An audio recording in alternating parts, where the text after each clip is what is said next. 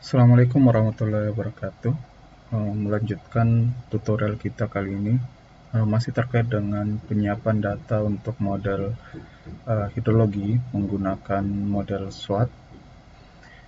Nah, pada tahapan kali ini saya akan mentutorialkan untuk penyiapan data tanah yang dikeluarkan oleh FAO.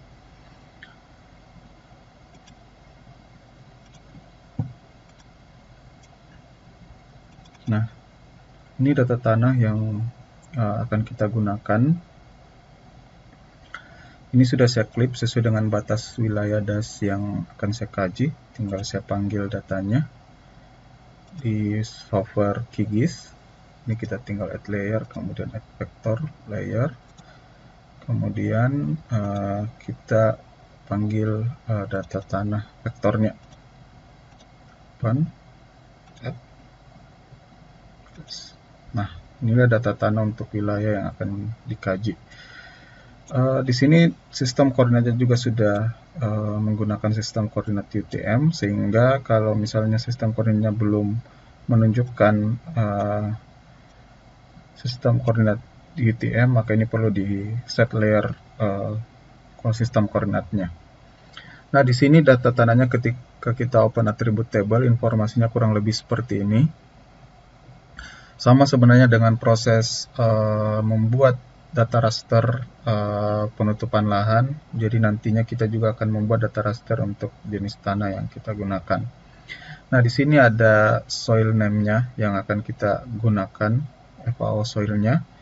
Nah, untuk mengubahnya ke data raster ini perlu diberikan coding seperti tadi untuk tutupan lahan 1 sampai sekian berapa klasifikasi yang ada. Nah, di sini ada 6 klasifikasi sehingga kita akan membuat urutan nomor 1 sampai 6 untuk ID-nya. Nah, di sini kita aktifkan start editing-nya terlebih dahulu. Kemudian kita membuat new field. Kita kasih kode ID soil. Ini langsung saja. Kemudian tipenya kita gunakan world number 64 bit, lengthnya kita biarkan default saja 10. Oke. Nah, ini langsung kita isi saja 1, 2, 3, 4, 5, 6. Ini harus urut, jadi kalau ada yang double-double harus disamakan ID-nya. Kemudian kita save edit. Save. Nah, selesai. Ini untuk ID-nya sudah.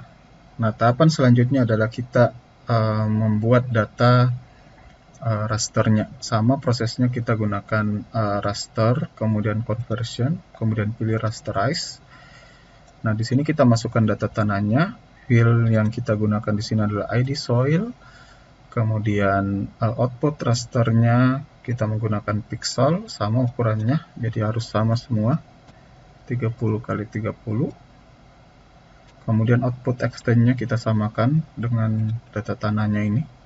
Kemudian rasterize-nya kita simpan di mana outputnya. Nah, di sini saya simpan di folder untuk data tanah, penyiapan data tanah. Saya kasih nama soil ras. Oke, kita save. Ekstensinya jangan lupa di TIFF.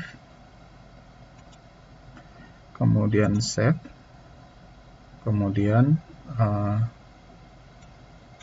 tidak lagi, kita run. Oke. Kita close. Nah, ini klasifikasinya sudah terbentuk, ada 6 ID. Nah, tahapan selanjutnya adalah sama dengan kita membuat tadi di penutupan lahan, kita membuat lookup table nantinya untuk memanggil data tanah ini ke model SWOT pada saat pembentukan HRU. Caranya adalah kita masuk ke folder tanah, penyiapan data tanah tadi. Kita open with Excel data DBF-nya. Oke, nah ini kita ambil yang ini. ID-nya, kemudian data tanahnya ini. Jadi karena ini menggunakan data tanah yang dikeluarkan oleh FAO, data tanah FAO ini itu secara default informasinya ada. Jadi untuk di data SWOT, selain data spasial untuk tanah, yang dibutuhkan juga itu adalah karakteristik fisik dan kimia tanah. Nah, untuk data FAO yang saya contohkan di sini, ini sudah default database-nya, baik itu karakteristik fisik dan kimia tanahnya itu sudah ada di dalam model SWOT. Nanti saya akan tunjukkan pada saat proses running SWOT-nya. Nah, berbeda lagi kalau kita mau mendetailkan sebenarnya karakteristik fisik dan kimia tanah itu berdasarkan informasi data tanah yang kita miliki, sehingga karakteristik tanah yang ada di dalam database itu perlu diupdate sesuai dengan informasi data tanah yang kita miliki. Misalnya dari hasil survei kita mendapatkan melakukan pengambilan sampel, kemudian melakukan pengukuran secara detail, nah itu bisa diupdate datanya. Nah, untuk judul kolomnya ini kita kasih nama ID soil. Ini harus sama as name, karena di dalam database model SWOT-nya kodifikasinya ini, sehingga nanti ketika kita menggunakan ini, memanggilnya dengan angka-angka ini, dia akan langsung otomatis menyesuaikan dengan nama jenis tanahnya. Ini kita save dulu, file save as, kemudian kita simpan di penyiapan data tanah. Ini kita biarkan Excel biasa saja, save. Nah, untuk ini kita simpan dalam bentuk file CSV. Ekstensinya harus ke CSV. Kita kasih nama lookup table tanah. Oke, nah selesai. Close, kita cek datanya. Lookup table tanah. Oke, jadi. Nah, mungkin itu saja